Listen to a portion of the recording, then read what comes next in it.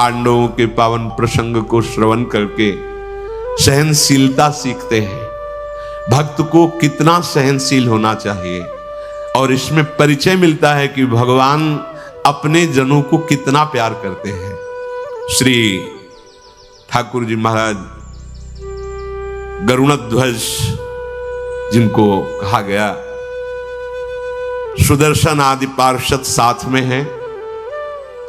जब ये ऋषियों को पता चला कि प्रभु हस्तिनापुर जा रहे हैं संधि कराने, तो देवर्षि नारद जी, अंगिरा जी, दुर्वासा जी, बड़े बड़े ऋषिजन भगवान के दर्शन करने मार्ग में ही आए। भगवान रथ से उतरकर ऋषियों को प्रणाम कर रहे हैं, ऋषि भगवान को प्रणाम कर रहे हैं। संध्या समय हो गया था। वृकस्थली नाम का एक स्थान है, वहां भगवान रुके। ऋषि महात्मा जन सब साथ पूरी रात्र दिव्य शास्त्रों की, ज्ञान के सिद्धांत की चर्चा होती रही। जब इधर धृतराष्ट्र जी को पता चला कि भगवान मार्ग में रुके हुए हैं, तो दुर्योधन, कर्ण, दुशासन, इन सब ने सोचा कि हम विविध प्रकार के रत्न और विविध प्रकार की भोग सामग्री देकर श्री कृष्ण को अपने पक्ष में कर लेंगे। विदुर जी महाराज को जब इनका ये आंतरिक विचार पता चला, तो महाराज धृतराष्ट्र के समीप गए। यद्यपि वो इस समय बिल्कुल अलग रहते हैं विदुर जी, क्योंकि जिस दिन से इनको पता चला था कि ये पांडवों के विरोध में है, धर्म विरुद्ध आचरण में सहयोग है धृतराष्ट्र का भी, तो सभा में भी कम आते थे और कुछ भी नहीं लेते थे राज परिवार से। बहुत ही अकिंचन भाव से विदुर जी रह रहे थे। जब उनको पता चला कि भगवान आ रहे हैं और इन लोगों के अंदर की भावना ऐसी है, एक बार चलकर समझाना चाहिए। विदुर जी महाराज धृतराष्ट्र के पास गए और कहा, हमने सुना है आप लोगों के विचार कि आप बहुत से रत्न और संपत्ति देकर श्री कृष्ण को अपने पक्ष में करना चाहते हैं। महाराज, धन की क्या बात है? महाबाहु, श्री कृष्ण को अपने पक्ष में लाने के लिए केवल भक्ति चाहिए। आप सोच रहे हैं रत्न आदि विविध प्रकार की भोग सामग्री देकर श्री कृष्ण को अपने पक्ष में कर लेंगे? ध्यान दीजिए, धर्म का अवतार है विदुर जी। आप सोचें कि हम नाना प्रकार की भोग सामग्री देकर भगवान को अपने पक्ष में कर लेंगे और मनमानी आचरण करेंगे। विदुर जी कह रहे हैं वो केवल भक्ति से पक्ष में होते हैं। अगर भक्ति हृदय में नहीं है तो आप श्री कृष्ण को अपने पक्ष में नहीं कर सकते। राजेंद्र, पांडव आपसे केवल 5 गांव चाहते हैं, परंतु आप उन्हें 5 गांव देना भी पसंद नहीं करते। तो शांति स्थापना के लिए आए हुए भगवान श्री कृष्ण को तुम क्या रत्नों से रिझा पाओगे? मैं तुम्हें बताऊं, उनकी कृपा से उनको मैं जानता हूं।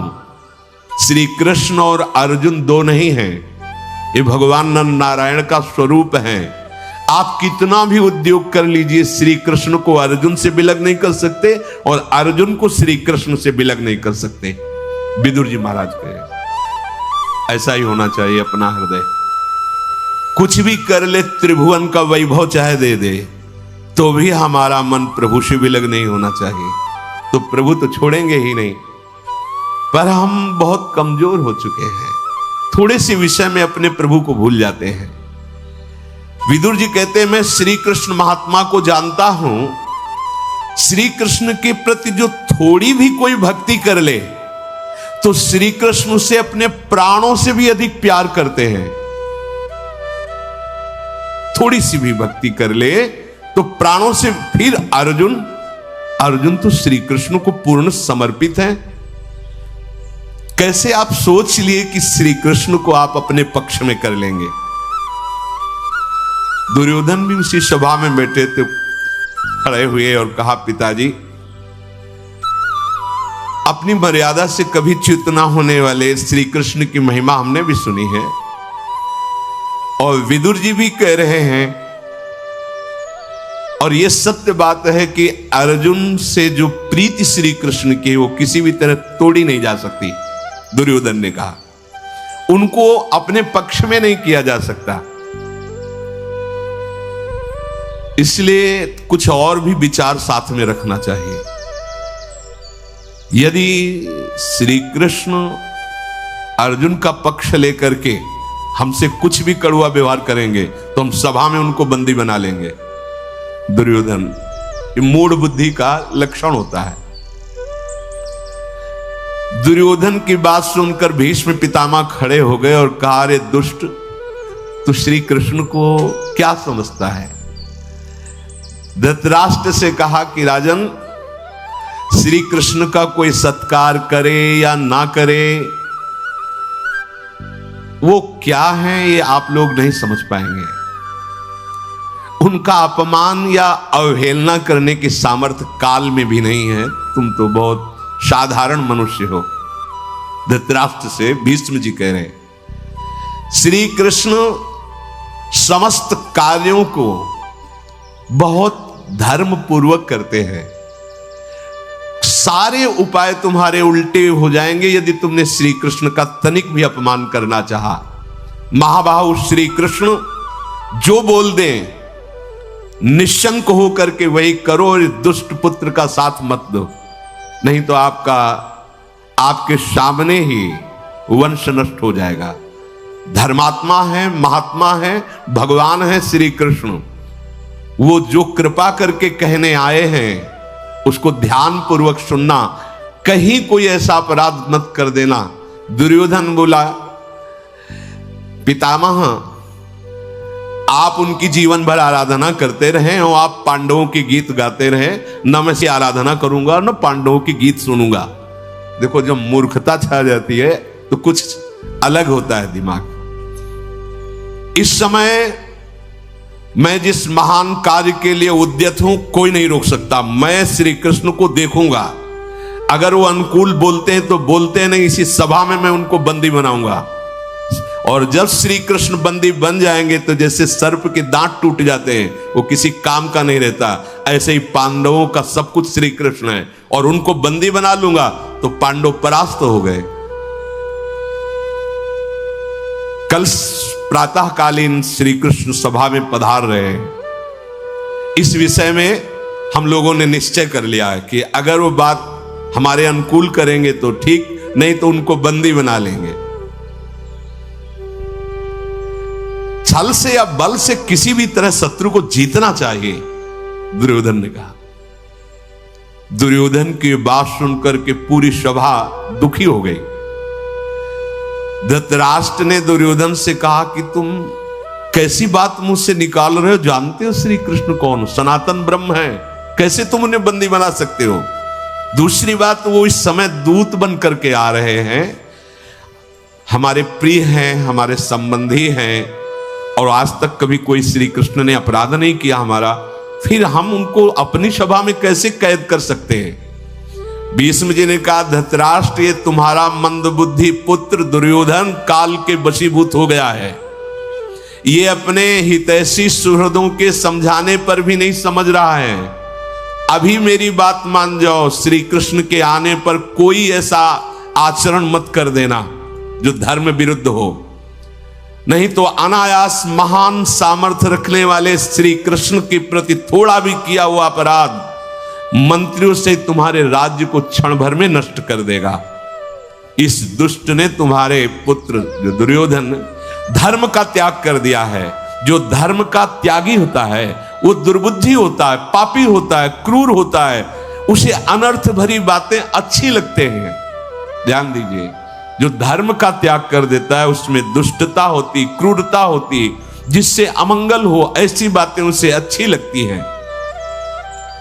पितामह भीष्म का, मैं ऐसी सभा में एक क्षण नहीं टिक सकता जिसमें श्री कृष्ण का अपमान हो, और उठ करके वहां से चल दिए। इधर भगवान जो ब्रह्म ऋषियों के बीच में रात्रि व्यतीत की, प्रातःकाल अपनी नित्य क्रिया की और उन समस्त ब्रह्म ऋषियों को प्रणाम किया और आज्ञा लेकर हस्तिनापुर की तरफ आए। दुर्योधन नहीं गया था स्वागत में। जब ये पता चला कि प्रभु बस हस्तिनापुर में प्रवेश करने वाले ही हैं, तो भीष्म जी, द्रोणाचार्य जी, कृपाचार्य जी और परिवार के लोग आगे जाकर भगवान श्री कृष्ण की अगवानी की। हस्तिनापुर के नर नारियों की अपार भीड़ एकत्रित हो गई, क्योंकि भगवान श्री कृष्ण सर्वदर्शनी हैं, परम सुंदर हैं। तो कोई पैदल भाग करके, कोई सवारियों पर, जिसको जैसा बना, भगवान के दर्शन के लिए अपार भीड़ हस्तिनापुर में बाहर ही, जहां स्वागत भगवान कृष्णचंद्र जी का भीष्म आदि कर रहे। धृतराष्ट्र के और पुत्र आए थे, पर ये दुर्योधन ने बड़ा स्वागत किया प्रभु श्री कृष्ण का। हस्तिनापुर में ले गए। भगवान वासुदेव की दर्शन की इच्छा से नारी, वृद्ध, बालक सब, भगवान ने सबको संतुष्ट किया। बड़े बड़े विद्वान जन हाथ जोड़कर मार्ग में भगवान की स्तुति करते जाते हैं। पूरा मार्ग खचाखच भरा है, सेवक जन रास्ता बनाते हुए जा रहे हैं, बीच में प्रभु चल रहे हैं। कमल नयन श्री कृष्ण धृतराष्ट्र की सभा में प्रवेश किए। महायशस्वी धृतराष्ट्र हाथ जोड़कर खड़े हो गए। द्रोणाचार्य जी, भीष्म जी सब भगवान को अर्घ्य दे करके प्रणाम मुद्रा में प्रभु से प्रार्थना की, हे केशव, जगमगाता हुआ स्वर्ण रत्नों से जटित सिंहासन, आप इस पर विराजमान हुए। प्रभु सिंहासन पर विराजमान हुए। ब्राह्मणों ने मधुपर्क आदि के द्वारा भगवान का अर्चन बंदन किया। भगवान थोड़ी देर उस सभा में बैठे रहे, कोई कुछ नहीं बोला। धृतराष्ट्र की तरफ भगवान देखते रहे, वो भी कुछ, किसी की हिम्मत कोई बोलने की नहीं। भगवान उठे और राजभवन से बाहर निकले। सीधे दुर्योधन के महल पर गए। वो वहां नहीं था, न स्वागत में गया था, न इंद्र भवन के समान सजाया गया था। और दुर्योधन इसलिए नहीं गया, तो जानता था जब हम नहीं जाएंगे तो बात हमें से तो करनी है। वो हमारे पास आएंगे, वो आएंगे तो उनका इतना स्वागत करेंगे कि वो हमारे पक्ष में हो जाएंगे। इंद्र भवन के समान महल सजाया गया था। भगवान श्री कृष्ण जी ही उसमें प्रवेश कर रहे, तो सब उनकी वंदना कर रहे हैं, जो द्वारपाल आदि हैं, जो सेवक जन हैं। दुर्योधन ने जब देख लिया कि भगवान नजदीक आ रहे हैं, तब खड़ा हो गया और हाथ जोड़ करके शास्त्रों राजाओं के बीच में, वहां 11 क्षोणी सेना तो एकत्रित हो ही गई उसके पक्ष की। सम्मान तो कर रहा है, पर उपहास जैसा। सम्मान का अलग अलग ढंग होता है। भगवान पधारे, खड़ा तो हो गया है, पर अभिमानी है, अज्ञानी है, उपहास करता हुआ जैसा। आओ दशरथ नंदन, देखो जो तुमने सुख नहीं देखे होंगे, सुख सिंधु भगवान को कह रहा है, ये देखो जो सुख चाहो तुम्हें, ये पर्यंक, ये पलंग देखो, ऐसा कभी तुमने देखा है पलंग?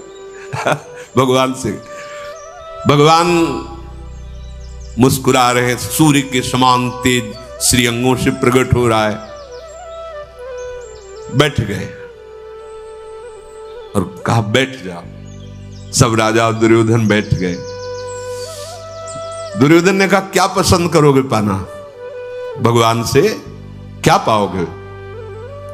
आज जो तुम्हारी इच्छा हो, शायद तुमने जीवन में नहीं पाया होगा, ऐसी ऐसी व्यवस्था है।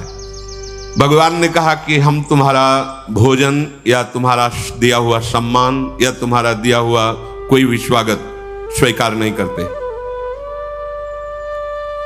निमंत्रियत भोजनेन नाभिनंदच्च केशवा। भगवान श्री कृष्ण ने कहा मैं अभिनंदन नहीं करता, न तुम्हारे स्वागत का, न तुम्हारे वैभव का, न तुम्हारे भोजन का।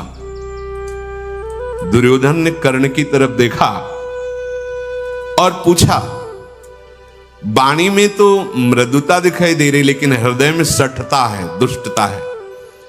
उसने कहा, जनार्दन, हमने आपका क्या बिगाड़ा है जो आप हमसे वैर भरी बात करते हैं?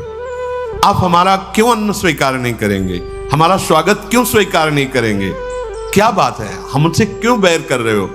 जैसे आपके लिए अर्जुन प्रिय है वैसे मैं प्रिय हूं। आपने तो मेरी भी सहायता की, एक अक्षौणी सेना दी है, फिर आप मेरा अपमान क्यों करते हैं? माधव, ऐसी हम संभावना आपसे नहीं रखते हैं कि आप हमारे प्रति अपमानजनित चेष्टा करते हैं। भगवान श्री कृष्ण ने दुर्योधन से कहा कि तुम मेरी बात गंभीरता से सुनना।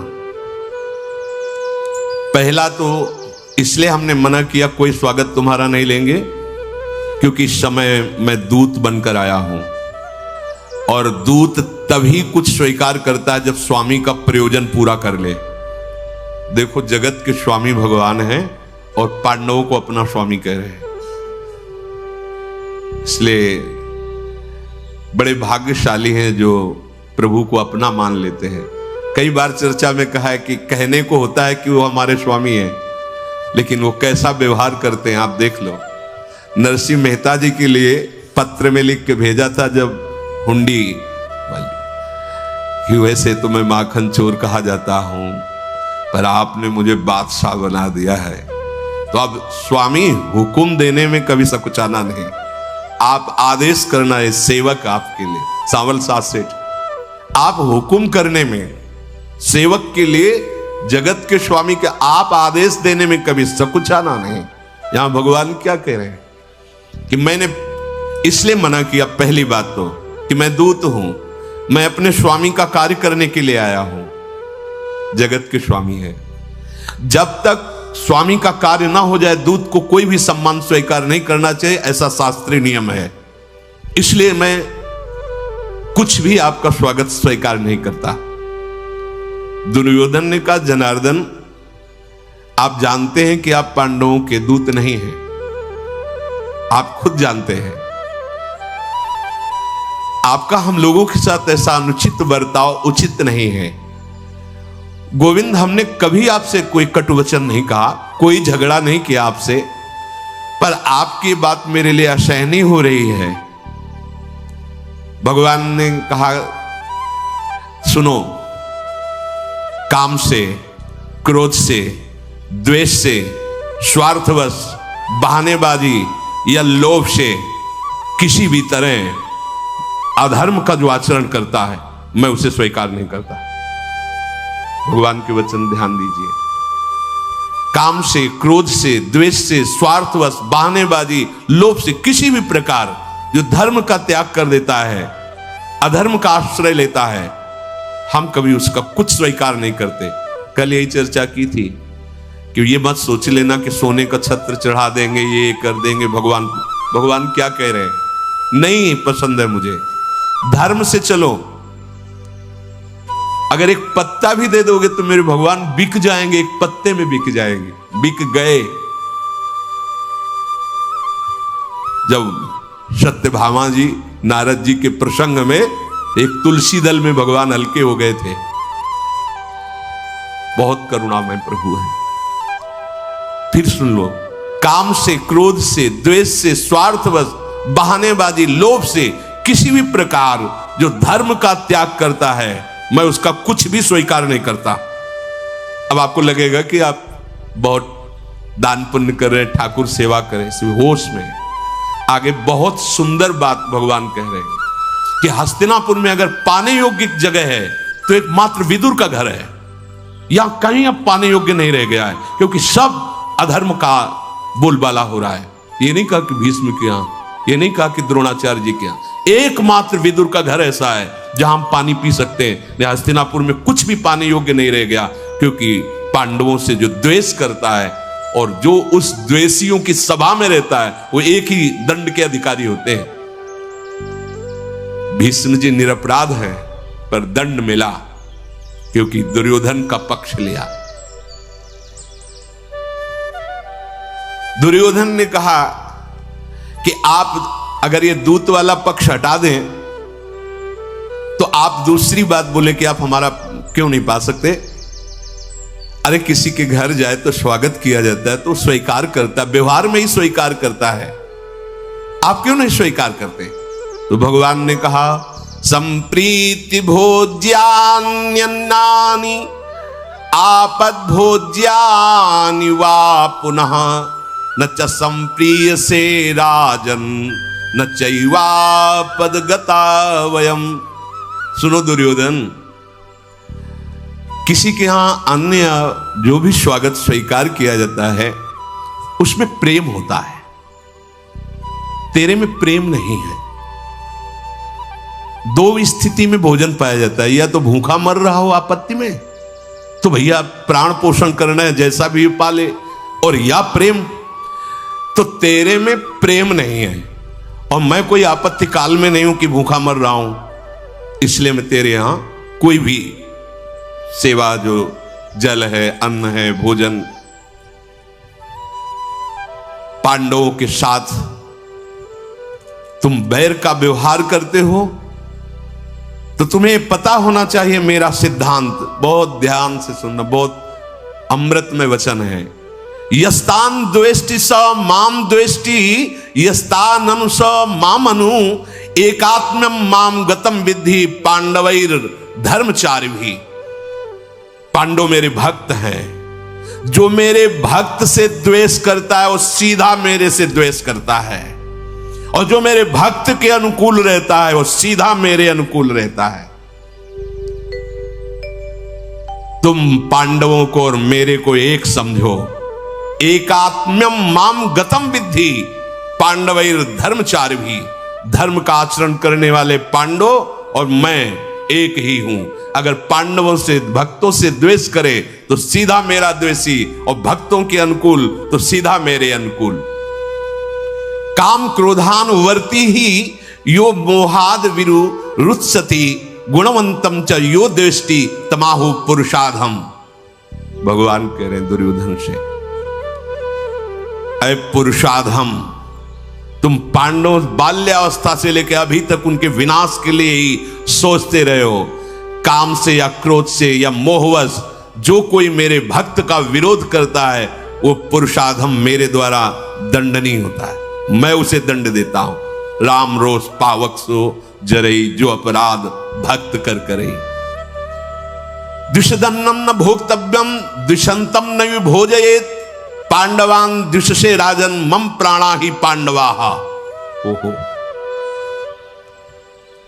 जो मेरे भक्त से द्वेष रखता है उसका मैं कभी अन्न खा सकूं?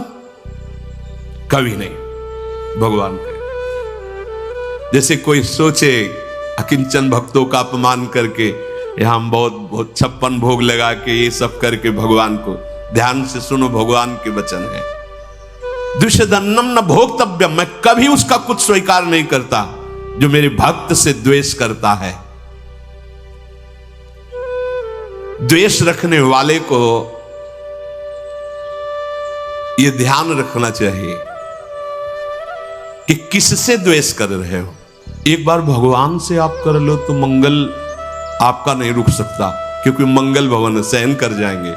लेकिन यदि भक्त से आपने द्वेष कर लिया तो फिर भगवान को बर्दाश्त नहीं होता।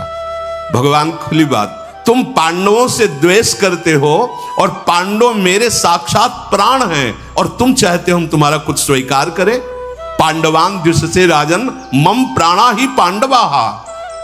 भक्त जैसे कहते हैं कि मेरे प्राणनाथ आप हो, तो देखो प्राणनाथ भगवान कह रहे हैं पांडव मेरे प्राण हैं। सर्वमेतन भोक्तव्यम मन्नम दुष्टाभिसंहितम क्षुत्तरेकस्य भोक्तव्यम मित में धीयते मति। ये तुम्हारा सारा का सारा वैभव ये महान दुर्वासना से दूषित हो चुका है। मेरे हस्तिनापुर में केवल भोजन करने योग्य जगह है तो एक जगह है, विदुर का घर।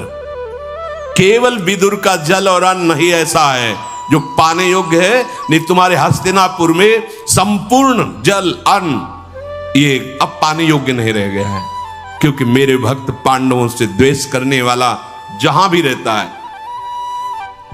अमरशील दुर्योधन से ऐसा कहकर महाबाहु श्री कृष्ण पीतांबर फहराते वहां से निकल पड़े।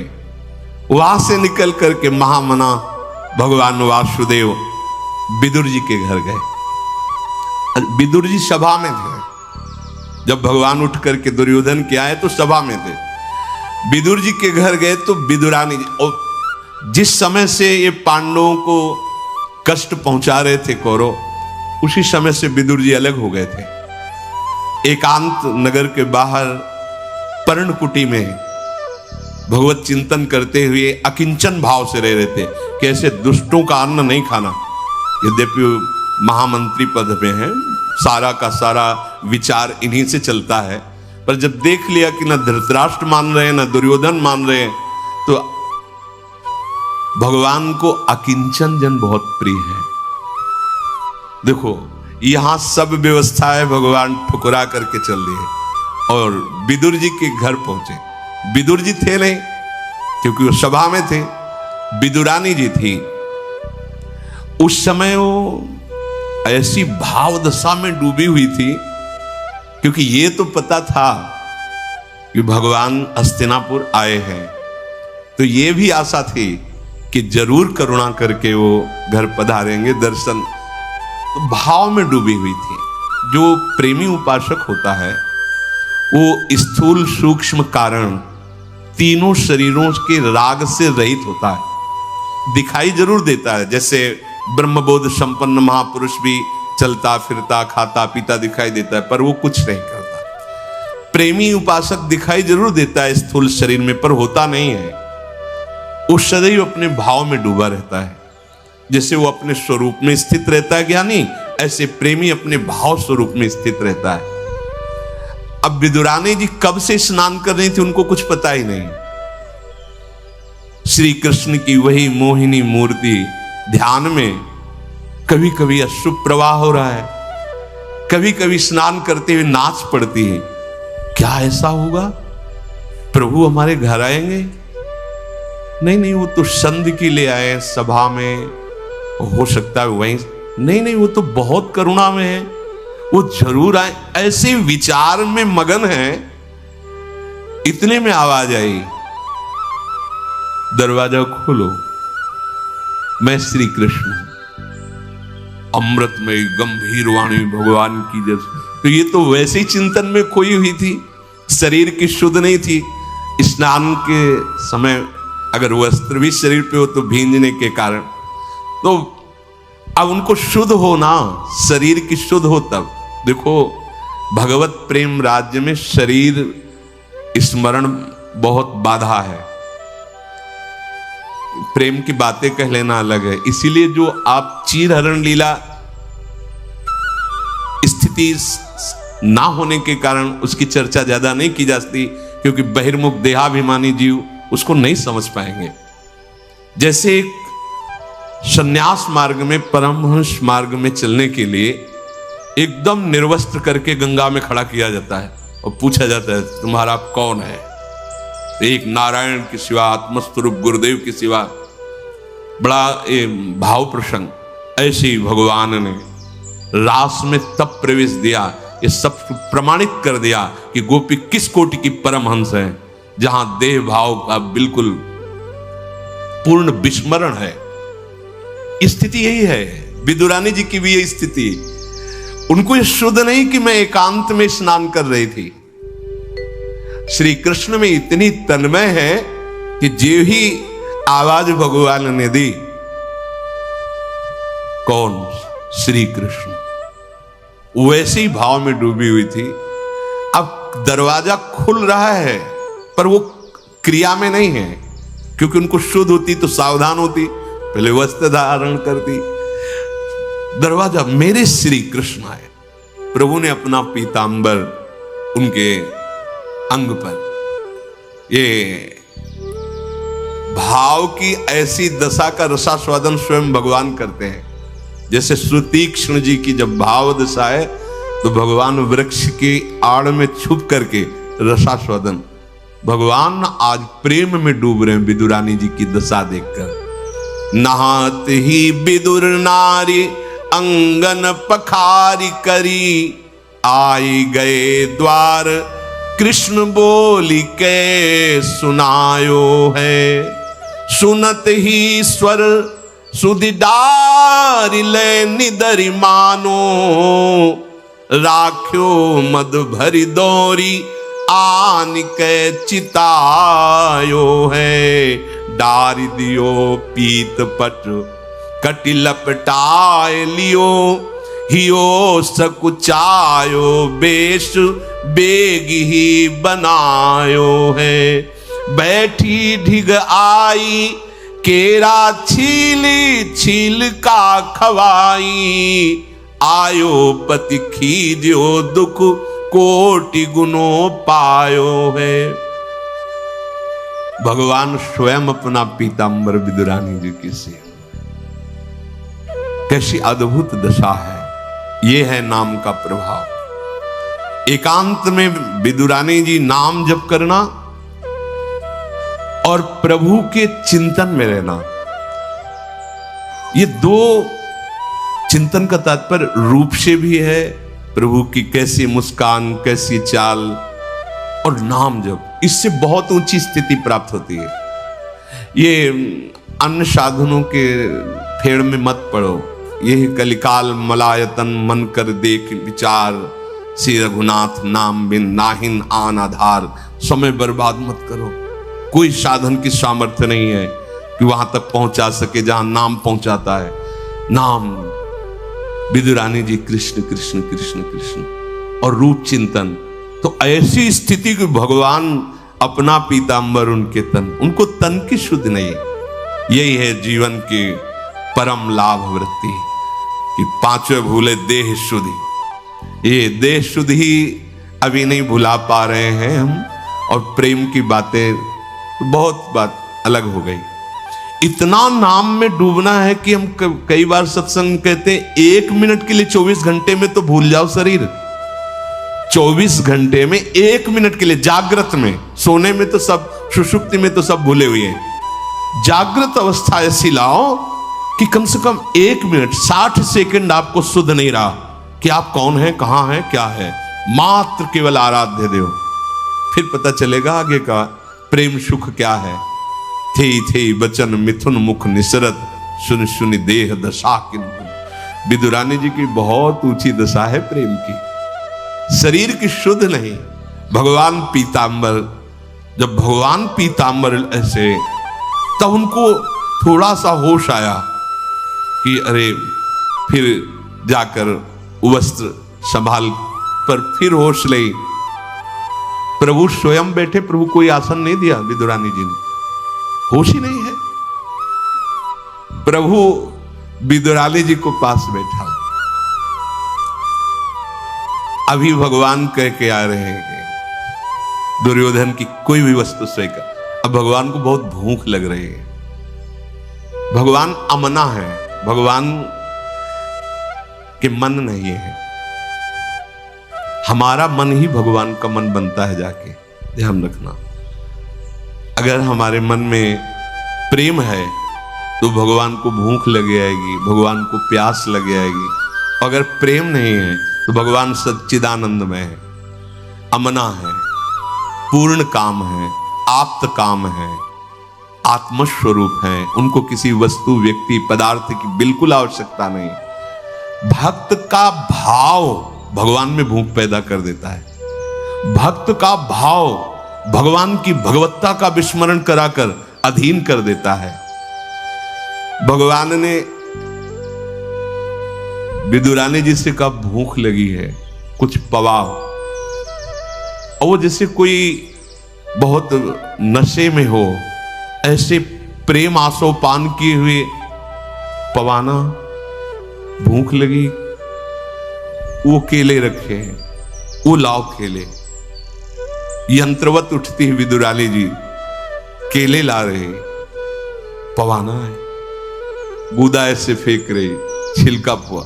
विदुर जी को सूचना मिली थी कि दुर्योधन के घर से भगवान आपके घर गए।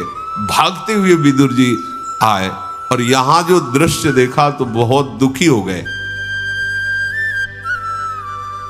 पास में बैठे हुए प्रभु के छिलका पवारे और गूदा फेंक रहे। बैठी ढिग आई केरा, छील छीलका खवाई, आयो पति खीजयो दुख कोटि गुणों पायो।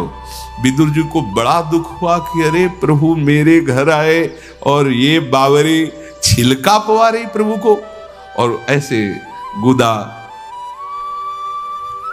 विदुर जी हाथ से केला ले लिए और कहा इतने शुद्ध नहीं तुम्हें, प्रभु को तुमने छिलका पवाया। प्रेम को विचार आप लागे फल सार देन, चैन पायो हियो नारी बड़ी दुखदाई है। बोले रीझ श्याम तुम कीनो बड़ो काम, ऐ पे स्वाद अभिराम वैसी वस्तु में न पाई है। बावरी प्रभु को छिलका पवाए, छीन ले और अब छिलका फेंक रहे हैं और जो गिरी है गुदा पवार है। भगवान कह रहे कि हाँ आप विचार पूर्वक कर रहे हो, बहुत उत्तम कार्य कर रहे हो, पर ऐपे स्वाद अभिराम वैसी वस्तु में न पाए। विदुर जी जो छिलकों में स्वाद आ रहा था वो गूदे पे स्वाद ले। यार बात समझो, भगवान को प्रेम चाहिए, प्रेम सच्ची। जितना बखान करके भगवान सबरी के बेर पाए, सुदामा जी के तंदुल पाए, और यहां विदुरानी जी के, ऐसा भगवान को कोई भोग प्रसन्न नहीं कर पाया। क्यों? प्रेम, अत्यंत दैन्य भाव, अपने में अकिंचन दैन्यता का भाव, और प्रभु के प्रति इतना गाढ़ अपनापन कि शरीर की शुद्ध भी नहीं। बस यही सबरी जी की दशा थी। पहले तो सोचा था प्रभु आएंगे तो अर्घ पाद्य अर्पित करेंगे, ऐसा करेंगे, ऐसा। जब प्रभु आए तो शुद्ध ही नहीं है, क्या करना चाहिए क्या नहीं करना चाहिए। प्रभु ने विदुर जी से कहा कि काका जी आपने बहुत विवेक से कार्य किया कि छिलका फेंका और गुदा उसका सार पवाया, पर जैसा विदुरानी जी के छिलके में स्वाद था, अब वो स्वाद आपके फल में नहीं है। प्राण प्यारे प्रभु प्रेम स्वीकार करते हैं, भाव स्वीकार करते हैं। फिर विदुर जी ने भगवान को और सब भोग सामग्री, पर खास बात भगवान जो विदुरानी जी के हाथ की बात, और इसमें दो बातें हैं, नाम जप और प्रभु से गाढ़ अपनापन का चिंतन। भगवान को ज्ञान विज्ञान, देखो धर्म का साक्षात स्वरूप है, खूब ज्ञान के द्वारा छिलका हटा के पवा रहे हैं। कर्माबाई की खिचड़ी में जो भगवान को स्वाद आया, बिना नहाए 3 बजे तड़के बना करके भगवान, इसमें खास बात क्या? भाव। वृंदावन वासी प्रेम उपासी इस बात को समझें, हमारे प्रभु को ना तुम्हारे ज्ञान से मतलब है, ना तुम्हारे विविध साधनों से मतलब है। प्रेम, प्रेम, और ये दो ही बात से होता है, पकड़ लेना। प्रभु से गाढ़ अपनापन और उनके नाम का जप।